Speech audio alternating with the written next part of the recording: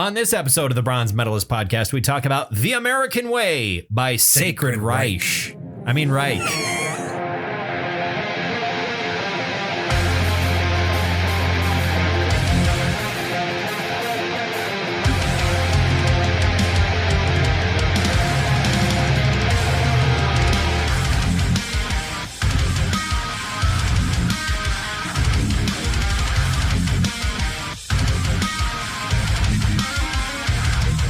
Hi, everyone. Welcome to another episode of the Bronze Metalist podcast. I'm Kale. I'm OJ. We're two professional broadcasters. We like metal and we like to talk about it. And today we're going to be talking about an album called The American Way by a band called Sacred Reich. They've been here the whole time. Yes. Yeah. So that's an inside joke for people who subscribe to College Humor's Dropout service, I suppose. That is owned by Sam Reich. Or people who might know the work of his father, former Secretary of Labor Robert Reich. But no, it's spelled the same way as Reich. So I decided to. I was going to make that joke on purpose later in the episode, but that was genuinely a mistake. I didn't mean to do it there. Leaving it in. And we're leaving it in. But we'll be talking about this later on. It's a thrash metal band. They were a big force in the so-called second wave of thrash metal towards the mid to late 80s and early 90s. Early 90s, yes. We'll talk more about them later on. How are you doing? I'm fantastic. I feel like I just got out of a frying pan. But yes. Well, this is not the fire. Right. So you can feel safe. You went out of the frying pan onto the floor. You're covered in crumbs and dust and bacteria. I was told last week, hey, it's hard to go to a water park on the weekend because it's going to be a hot weekend and there's going to be a lot of people there because people have days off. For sure. What if we took a day off next Wednesday? This was said last week. Yeah. And go to the Raging Rivers in Bismarck. Yeah. And I'm like, yeah, cool. Mandan. Yeah, technically Mandan. It's in between, but yeah, it's technically Mandan. Yeah.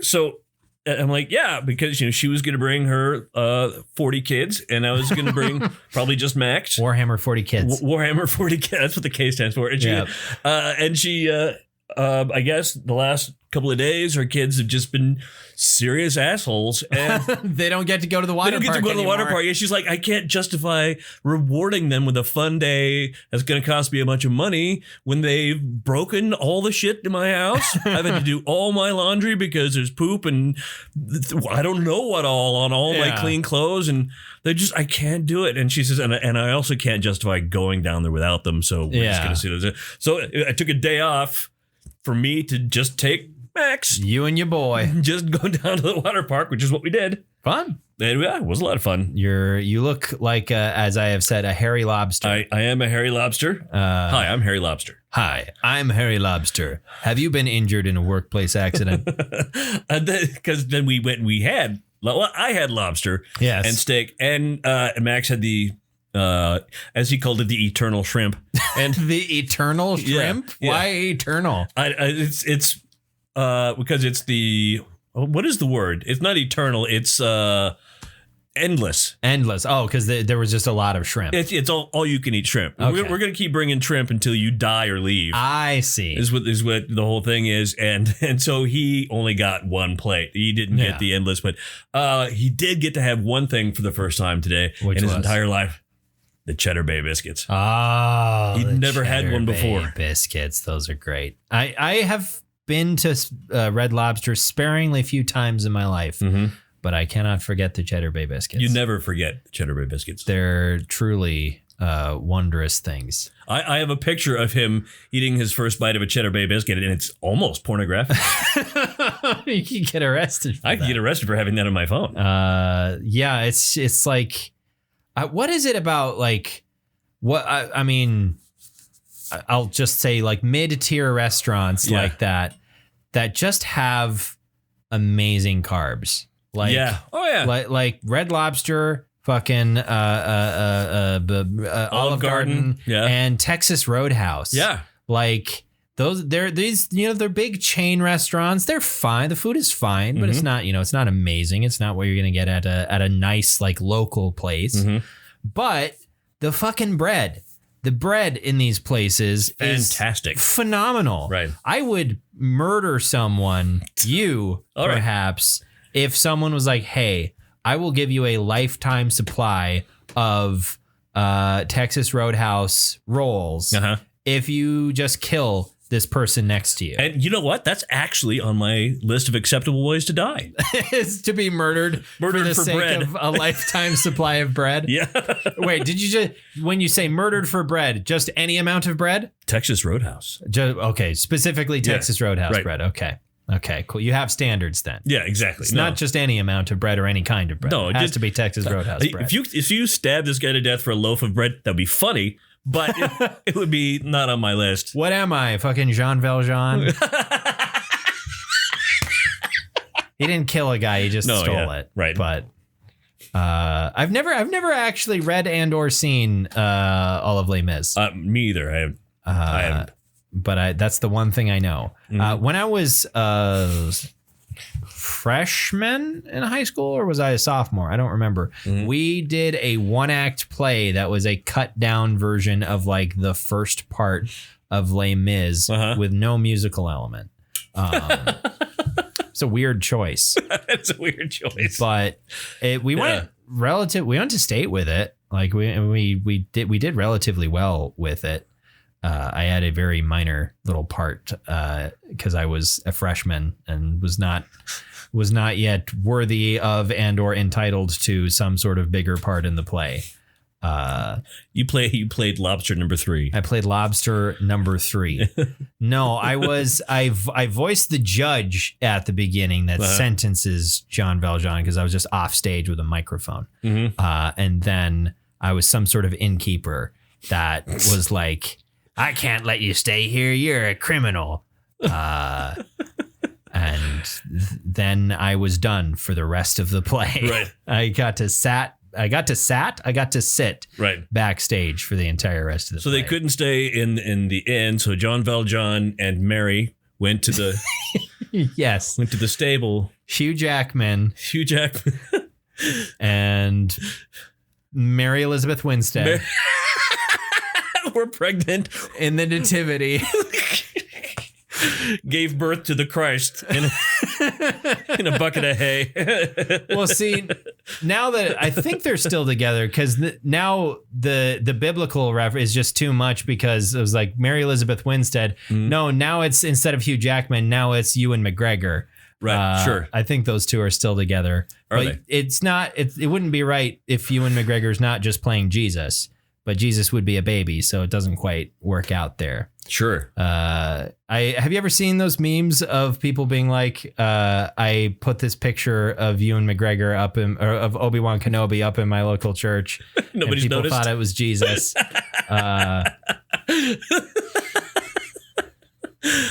Like no one's noticed the difference. I've seen the one where who was it that the guy replaced? His parents went on vacation. He replaced all the family photos around the house with like pictures of like Samuel L. Jackson or something like that. Something like that. Yeah. And it took him a long time. I saw one where it was, I think someone replaced a picture. Some picture got replaced with a picture of Kim Jong-un, I think, and nobody noticed. A buddy of mine replaced one of his wedding photos that was hung up on the wall with a photoshopped version of the same picture, but with a hidden velociraptor in it. I think his wife didn't notice for like a year. She's not a clever girl. All right. Yeah. What have I been up to? Well, thank you for asking me. I've been, playing more Baldur's Gate as if it were my job, which unfortunately it isn't. But I just started the second act, which I could have gotten to much sooner. But the way that I play role playing games is I obsessively scour every corner of the map for any possible usable resource or combat encounter, because especially like for whatever reason in RPG games, especially, I am like, if it's got a good like combat system or turn-based combat, I get like, I'm addicted to it. I just want more and more combat. I want more of the tactical challenge, which it's weird to me that I've never played like any of the XCOM games, because that's the entirety of those games is, the turn-based like tactical combat. The closest I've gotten is there's a Gears of War, overhead view, like squad tactical game that I've played. That was a lot of fun, but I need to find more games like that. I still haven't played the 40K Rogue Trader game that came out earlier this summer, right, which is of the similar sort, a classic CRPG where you've got your squad of followers and you go around 40 and do kids stuff. Yeah, 40 kids. Right. Speaking of Warhammer, that's the other thing I've gotten into. Not just Warhammer in general, because that, of course, everyone knows I've been into for a very long time. I finally bit the bullet, and for the first time, instead of just like reading stuff online and enjoying the entire franchise from afar and like making no real investment in it whatsoever. You bought all the minis. Yeah, I bought all of the minis. I am dead broke. Please help me. No. I downloaded Audible and started listening to some of the Horus Heresy series of audiobooks. I mean, they're regular books, but the audiobook versions of those books. Now, why didn't you just order like a paper book? Because there's 50 of them. Okay. And also, I just don't. I don't know. I would take up a lot of shelf space that I don't have. Number one, right, and number two, I've wanted to try audiobooks for a long time, just because it seems to me like a way of consuming that media that just works better for me. Because this way I can listen to it while I'm at work.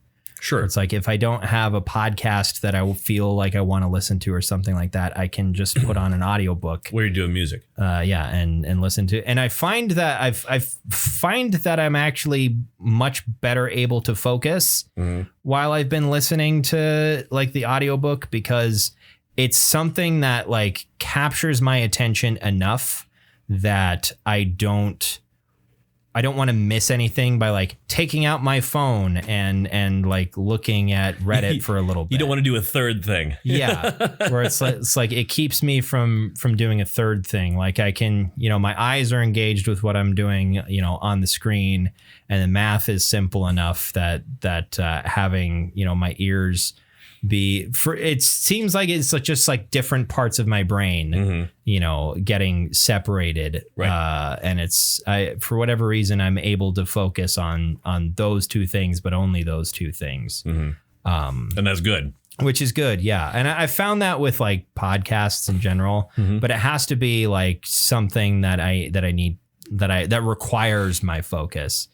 Like there's a lot of podcasts that I really like to listen to and that are fun, but I have difficulty like focusing on the two things at once because the content of the podcasts is so kind of lackadaisical that you don't really need to pay attention to it at all. And it's a weird sort of split focus thing that doesn't make a lot of sense to me for why it works, but it does. I'm the same. I cannot. When I was doing your job before they thankfully gave it to some poor bastard, but I couldn't sort through music without headphones on. I had to have headphones on, otherwise it was a nightmare. I have to have headphones on, and like even if I like music, depending upon what it is, that becomes too distracting sometimes. Like if I'm trying to make out lyrics or something like that, then it needs to be like either ambient or something I've listened to so many times before that it doesn't pull my focus because I already know like everything. Right. It's so familiar, but you can get sick of that or get too engrossed in something and start daydreaming. Like that tends to happen to me. But for this, for whatever reason, it doesn't. It's just I don't know. It just works. So yeah, I've been. I'm already on the second book in the series, and I downloaded Audible on Friday. So I need to kind of like ration it out a little bit, so I don't have to spend extra money just to keep the content stream going along. because like you get a credit a month and the credit is good for, a book. But I think I'm probably going to end up spending money on it because I'm going to be consuming the content faster than I will get the credits for it. That's a $10 a month service, right? 15. Is it 15 now? Yeah. Which it feels like you should get more than one credit, but it's Amazon and they hate everyone. They hate humankind. Well, they're giving you a book for $15 a month. Yeah, they're giving you one book for $15 a month, which honestly, you'd spend that if you were buying a book every month. If I was actually buying a book every month, yeah, you make a point. Yeah. You make a point. Yeah. I will not concede that it is a good one, sir, but you make a point. He's talking like this once again while stroking a cat. I'm suddenly turning into Winston Churchill. Where is my cigar and my brandy? There's the narrator of these books. I can't remember his name. He's a British actor. He's Toby something. He's mostly a stage actor, I think, but he does that, like, particular characters sound very Winston Churchill-y. He has a lot of different voices that he does, so just so you can kind of keep track of the characters a little better. Right. But there's a couple end up like going veering really hard into Winston Churchill territory, which I find kind of funny. But yeah, they're pretty good books so far. It's that series I've heard can vary pretty wildly in quality because over the run of the entire series, it's written by like a dozen different authors. Sure. And sometimes that can mean some pretty wildly divergent takes on the same characters. Is there going to be a lot of inconsistencies in story and like canon, things like that? Some that I'm aware of. It's really weird because there's one of the Primarchs, which is like the leaders of the Space Marines, is like very well known in literally all the art of this character that has ever been made for having long, luscious, just gorgeous golden blonde hair. And in the very first book of this series, written in like 2007, his introduction describes him as having black hair, which was like, what? Dan Abnett? Like, who, by the way, is probably, as I understand, like the best writer to do anything for Games Workshop. Really?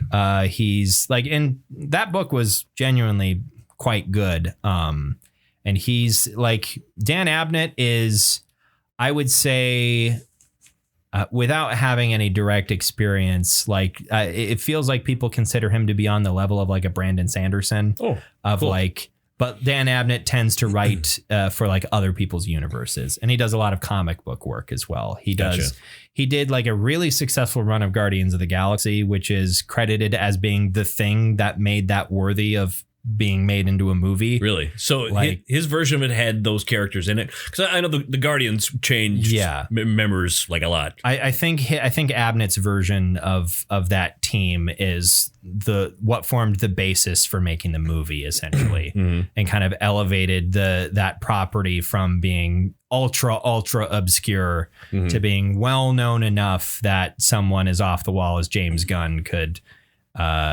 convince people at Marvel that it deserves to be made into a movie. Have you seen all of them at all, or any of them at all? The Guardians of the Galaxy movies? Yeah. I haven't seen the third one yet, but I saw the first two. Very good. I enjoyed both of them. Max refuses to watch. Really? The third one. Oh, why? He's seen the first two. He's like, it should have ended at the second one. Like, yeah, maybe. Yeah, I mean, it was a really good ending to that movie, and I kind of agree. There were a couple of plot threads that were left hanging, but they did right with the third one. Okay, I like the third one. Okay. In any case, though, Dan Abnett's done a bunch of other, like, in addition to a few books smattered throughout the Horus Heresy series, including what will be now the last 3 books, 2 of which have not come out yet. It's basically a 3-part book. It's not the last 3 books. It's the last 3 parts of the last book, because he just kept writing more. It was supposed to be 2 books, and he was like, yeah, so this is like, I've written about 1,500 pages, and that's too much for one book. So can it be 3? And apparently the editors were like, we're not cutting any of this out. So yeah, you get another book, Dan. And it also made it into a nice, neat 50 for the whole series. Nice. So, Oof. But yeah, he also has done the Eisenhorn series, which supposedly was getting made into a TV show even before the deal with Henry Cavill came into fruition. Mm-hmm. So I'm still hoping that ends up happening. He's done a series called Gaunt's Ghosts, which is also 40K, bunch of other. And then he wrote for the Dread comics for he's done a pretty massive number of comics for 2000 AD, I think is technically the name of that comic series, right. But everyone knows it as Judge Dredd. Right. But he's very, very prolific British science fiction and sometimes fantasy author. And George R.R. Martin sees this man's output and is just like, what? How is this possible? I give up. That's why it's taken so long. It's like, yeah, I can't keep up with that. So how at this point, how likely do you think it is that Brandon Sanderson will finish the Song of Ice and Fire series? I think that would just be very funny. That would be hilarious. For the second time, it falls to Brandon Sanderson to finish someone else's series. I mean, as I understand it, why am I forgetting his name? The guy who wrote Wheel of Time? Yeah. I can't remember. It's oh my God. I should know this right off the top. I've read the damn thing 3 times. Yeah. He worked with Brandon before he died. Yeah. Well, and I think I left him notes. Yeah. And I think Brandon and George R.R. Martin are probably friends. They're at this point, George has contacted him. Like, oh my heart I've got a heart condition, Brandon. I've got a heart condition. I mean, they've definitely been working in the same circles. Robert Jordan. Yeah. The two of them have definitely walked in the same circles for a very long time. Yeah. The pantheon of successful modern fantasy authors is not particularly broad. Right. So I can't imagine the two of them haven't met and gotten to know each other at the very least. Mm-hmm. But I mean, a couple of them are broads. Yeah, sorry, that's fine. Don't worry about it. Zima does this thing where she like angrily flaps her tail at me sometimes when she's sitting here because I haven't been paying attention to her. She is such a like prima donna. She's such a princess. I hate it. She's just like so so demanding. In your mind, when you hear her speak to you, or do you? She's nagging me. But what voice is it? Is it? Honestly, she's too scrungly for me to imagine it. Like, I know she looks elegant most of the time, but she like the amount of times I've walked in and she like raises her head up like with her cross-eyed face. Like, I can't think of her as like, oh yes, oh. To me, it's just like, hey, you. Look at me. I'm sexy. Look at me. I'm a beautiful cat. Everyone tells you how pretty I am. She's a very cute cat. Uh-huh. She's extremely cute, but I'm the one who takes care of her, and I've cleaned shit off her ass. Mm-hmm. She's a little gremlin, and I love her, but she's a little gremlin. Mm-hmm. But that's just cats. They're little gremlins that we love. That's just how it goes. The shit in a box in your closet. Exactly. And she's so fucking fussy about that too. Like she will shit on the floor in that closet. Yeah. And I'll be like, well, obviously it's been too long since I've cleaned the cat box, and I'll go to clean the cat box, and it's like, this was too dirty for you. There's like a turd in there. It's a big cat box too. Like it's like there's plenty of cat litter in there. It's big. It's big. It's supposed to be big enough for multiple cats, but I don't know. How often do you wash it? I guess I haven't totally emptied it out and washed it. It's good to do that every now and then. I guess I don't have somewhere to put all of the cat litter that's like not dirty, you know. Just put it at the end of the sidewalk out here. Yeah, like everyone else. Like everyone else. The parking lot has been under construction for over a month at this point. And they tore up the part of the parking lot where the dumpster is most recently. And didn't move the dumpster. They didn't move the dumpster except to move it back onto the hill where it was inaccessible for about 2 weeks because there was a massive pit filled with mud between the place where people live and the place where they need to dispose of their waste. So people just started piling up their trash at the end of the sidewalk nearest to the dumpster. And on one hand, I get it. On the other hand, there's a dumpster across the street that's owned by the same company, Waste Management, because that's their job, owned by the same company, on the property of the same company that owns this building. So who gives a shit if we put our garbage in that dumpster? But yeah, not only was the dumpster inaccessible, it was also full anyway. It was completely and totally full. So yeah, it was just a whole mess of nonsense. I think I need to go to bed because I mean, ever since I got home, I took my towel and my swimsuit in there, and I dropped stuff off, and I had some corn chips and hummus, and ever since I can't get the jukebox to shut off. There's just music playing. There's music in your head? Playing in my head that just won't go away. That's usually a sign that my brain is like, we're done. I've felt that way someday, like when you spend a lot of time in the sun. Yes, yeah. Something about spending a lot of time in the sun does that to me as well. Which I did that today too. Yeah. A lot of times that is also corresponding to me having been on a boat for long periods of time. Like I'll have been fishing with my dad or something like that, and like I'll have listened to some music in my headphones or whatever because we're fishing. You know, there's nothing to occupy an overactive mind, so I'll just be listening to music while sitting there. Or you could just talk with your dad nonstop.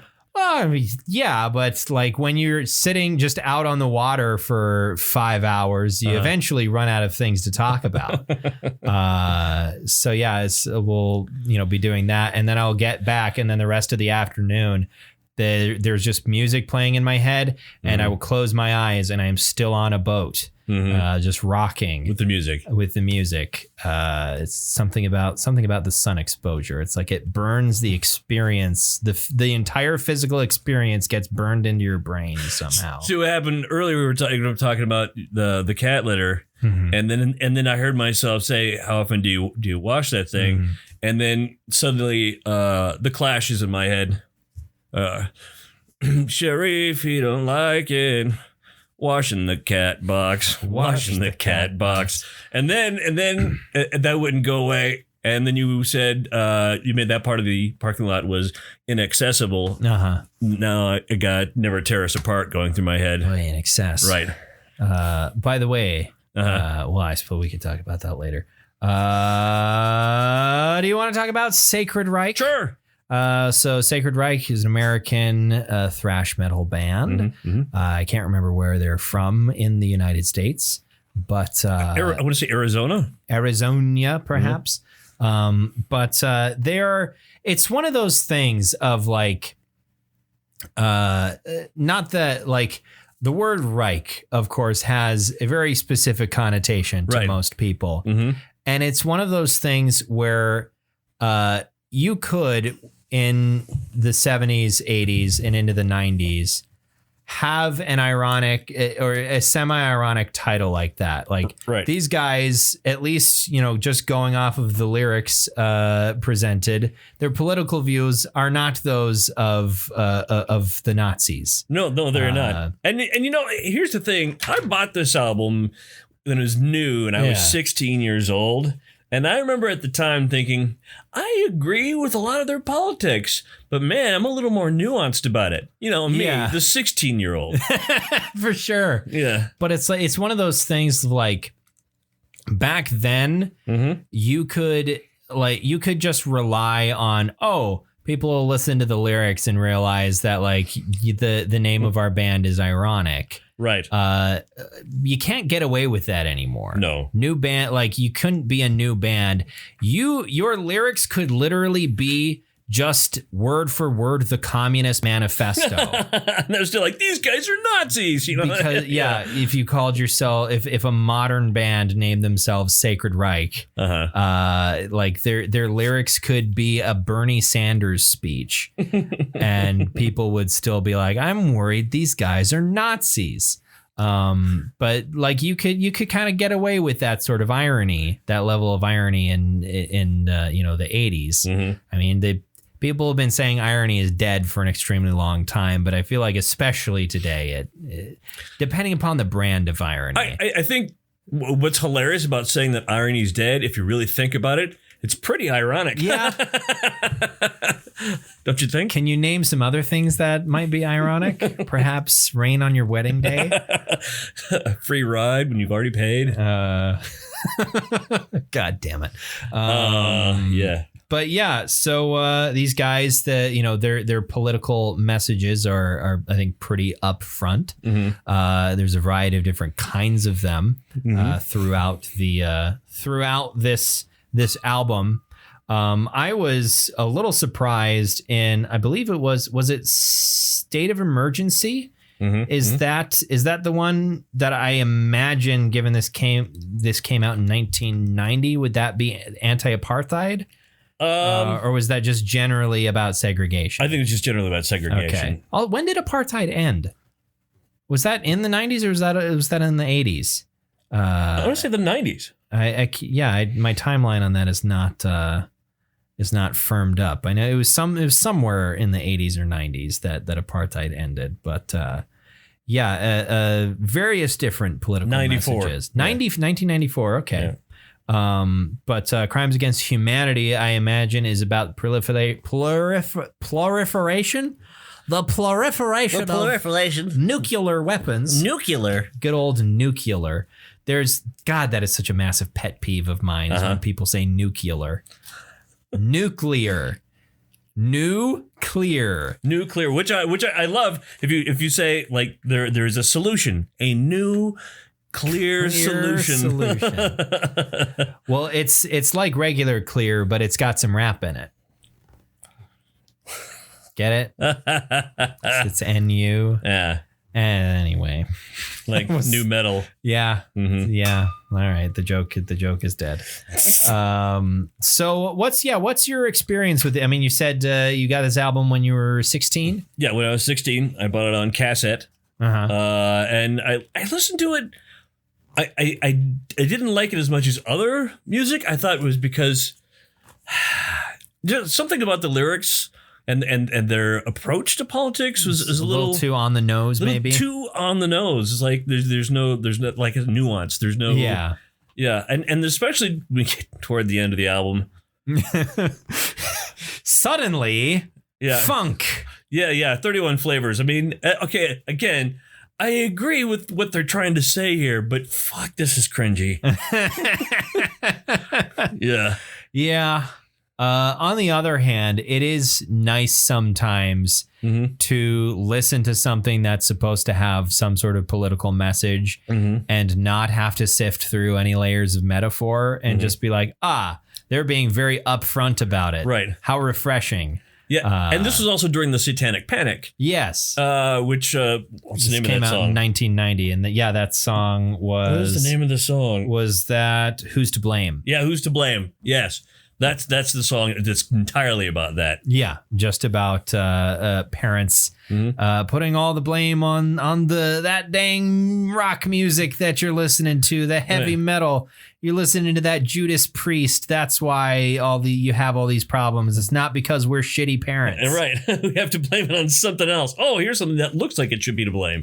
And that's continued to... The blame has shifted off of music and has been on video games for a solid 20 years now. Yeah, but I think we're in I think we've shifted back into that mode over the last few years. Yeah. Of, oh my God, the devil's out to get our kids. Oh, I wonder if there's any major political figure who may have, I don't know, led to a resurgence of that kind of stupidity. I wonder if anyone could possibly be responsible for pumping up that part of the dumb lizard brain in people. Ooh, who could it be? I don't know. Yeah.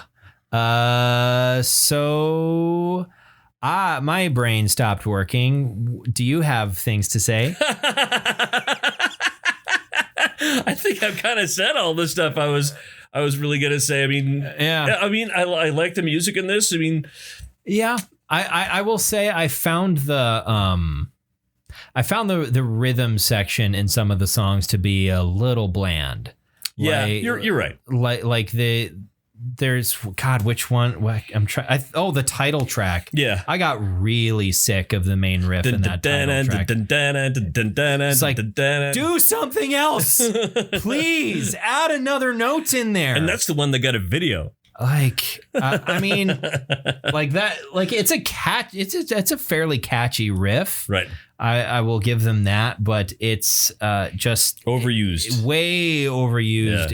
Yeah. There needed to be some more variety in there. Mm-hmm. I got really sick of it. The second time I listened through the album, I just skipped that song because it was just like, no, I'm not subjecting myself to 3.5 minutes of the same riff over and over again, separated by a bridge and chorus that was altogether too short. Mm-hmm. To split up the monotony of that riff. It just got on my nerves. The rest of the album was not nearly quite so bad as that. Although was it Crimes Against Humanity or is it State of Emergency that has the outro that drags on fucking forever? I believe that's Crimes Against Humanity. Yeah. I like that song, but then you get to the outro and it's like, okay, I get it. You don't need to do a fade out here. And the fade out doesn't need to last for a minute. I get it. Just get on to the next song, please. You do the minute-long fade out on the last track of the album. Sure. That's when you do that. I've talked. It's been a while since I've harped on how I dislike fade outs in songs. Really? I much prefer it when bands actually finish the riff, give it a conclusion. Conclude the like. Sometimes it works thematically. Right. I believe there's a place for it, but yeah. No, I'm kind of on the same page with you. But there are a lot of times where this feels like it should go on forever. Yeah, but thankfully it doesn't. It fades out. It's one of the things I love so much about Mastodon. Right, they know how to end a song. Mastodon knows how to fucking end a song. Like I feel like a song like "Hearts Alive" at the end of Leviathan. Mm-hmm. Any other band would have faded out that riff, and it would have worked fine. That's exactly the sort of riff that you fade out. Mm-hmm. But they end it, and it's right. Wonderful. It's amazing. And they do that on almost every one of their albums. They don't do a fade out. They end the song, which I love. Speaking of which, okay, my youngest child and I have a tradition that on any road trip that takes longer than an hour, we trade. We do trade-offs. Okay. He'll go on Amazon and find a song he likes that he thinks maybe Dad should hear. And then I do the same for him. Yes. One of those songs today was off an album called Scum. Okay. and it confused the shit out of him. It was great. Which song did you pick? You Suffer. Well, he got to go back to playing one of his songs pretty quick. Pretty damn quick. The world record for the shortest song, at least the shortest song on a studio published album, probably. I'm sure there's someone else out there that can claim they've made a shorter song, but as far as I know, You Suffer still holds the record. It's what, like a second and a half long? Is it that long? It's I don't know if it is that long, but it's very, very short. Classic Napalm Death song. Yes. I thought you were going to go the complete other direction and say that you're like, you know, we were he had played his first song and we were about 5 miles south of Minot, and it was like, hey, here's Mirror Reaper by Bellwitch. That'll get us all the way to Bismarck. Yeah, but I know Max too. Max is a very patient person until he's not. So we get probably all the way to Wilton or the like, and he'd be like, Dad, unlock the door. Please unlock the car door. Let me out. Let me out. I want out. I don't care if you slow down. Please let me out. Split the difference and have it be whatever the longest Mastodon song is. God, there's some pretty long ones. There are some very long ones. Also, he asked me for categories. He does this because he'll be like, "What category do you want to listen to? What type of music? Give me a music genre, a genre." And at one point, I said techno. Play me techno because whatever. Let's listen to something different. And he's like, "I only know one techno song," and we found out that Daft Punk's Around the World, if you listen to it on a streaming app, lists all the lyrics, like a whole page of all the lyrics. That's useful. It's very useful. I mean, listen, I've always wondered what the lyrics were. He scrolled and it was around the world, around the world, around the world, around the world, around the world, around the just keeps going. That's ridiculous. Scrolling down and down and down. Yeah. That's wonderful. That's great. So Sacred Reich. The American Way. They're missing the truth, justice, and part. Truth. There's. I'm trying to think if is there a thrash metal album that has truth in the title? Because you could do a 3-parter. You could do whatever the truth is, and justice for all, and then the American Way. Is there a metal album with truth in the title? Or like a thrash metal album specifically? Right. I wonder if you could do the super. We could call it the Superman, the Superman cocktail of thrash metal albums. I don't know. There's definitely one out there, but nothing comes to mind. You, if anyone in this room would know, it would be you. But apparently, I guess if you listen, we could listen to Brutal Truth. Brutal Truth. I guess they had a self-titled record. Perhaps, yeah. So that could be Truth, Justice, and the American Way.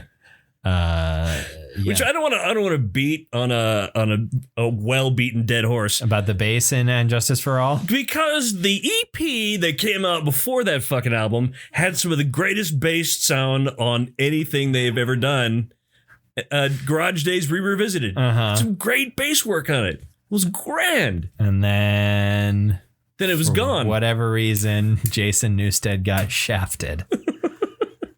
That just seems like Jason Newsted's history with Metallica. He just didn't get what he deserved. It seems to have just been the case throughout his tenure in Metallica. And they fucked with him the whole time. Yeah, he's an amazing bassist. Why do they fuck with him? Like, anyway. We apparently have nothing to say about The American Way by Sacred Reich. Well, I think we've said it. We've said. I feel like we've covered it. We've covered it, I guess. But I feel like normally we have a little bit more. But does this album slap? Yeah, sure, slaps. I'm the guy who's been out in the sun all day. What's your favorite song on here? I was gonna say coagulate. I meant to say like aggregate.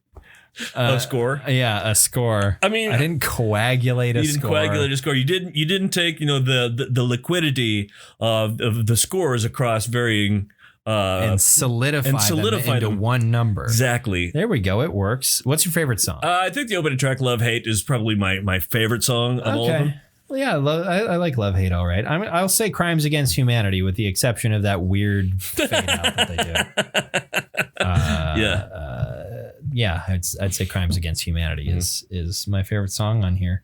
What medal do you bestow upon it, like Maz Kanata to Chewbacca? I feel like it's a solid silver. Yeah, I would agree. This is silver. There's nothing.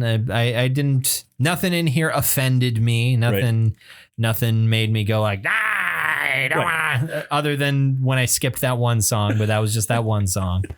The title track. Yeah. And it was like, even on the first listen, it was like, if I listen to this again, I'm skipping. That's when I made the decision. It's like, if I listen to this album again, I am skipping that song, which does not often happen. Right. So yeah, I would agree with you with silver.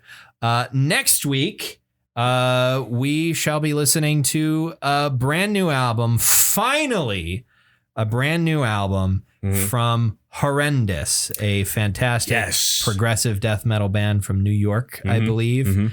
They have a new album that is coming out tomorrow, I believe, or maybe on Friday. I think it was the 18th I saw. It's called Ontological Mysterium.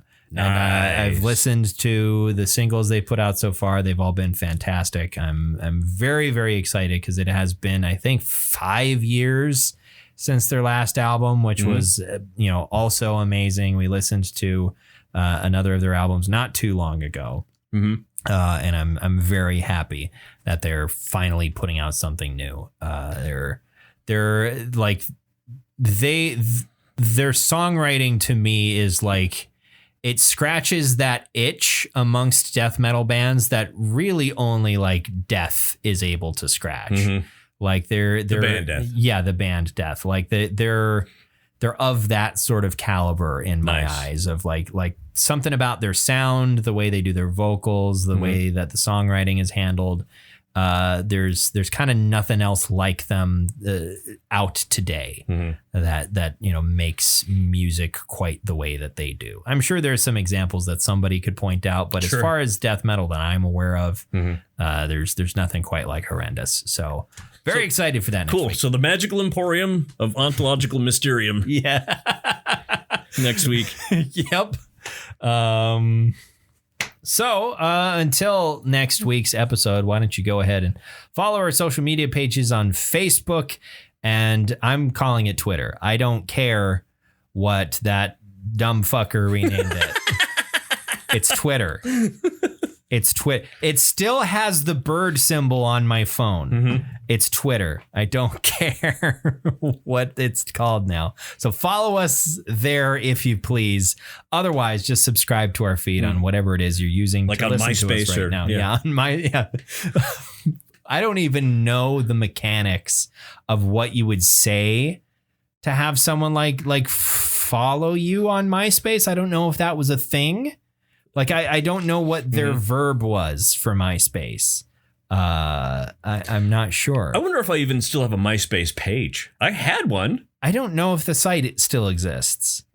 I don't think you can like log into it. I don't think the servers have been maintained. My most recent you could maybe use the Wayback Machine. Maybe. But anyway, my most recent cover picture is of my wife holding a newborn baby that will be 17 next year. On that note of age befalling, thank you for listening to another episode of the Bronze Metalist podcast. I'm Kale. I'm OJ. Congratulations. My spleen.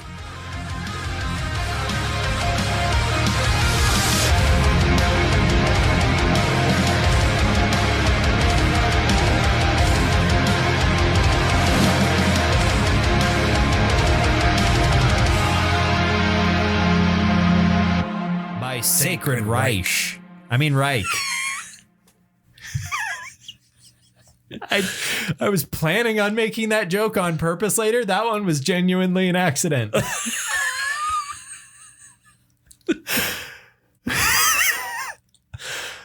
Hi, everyone.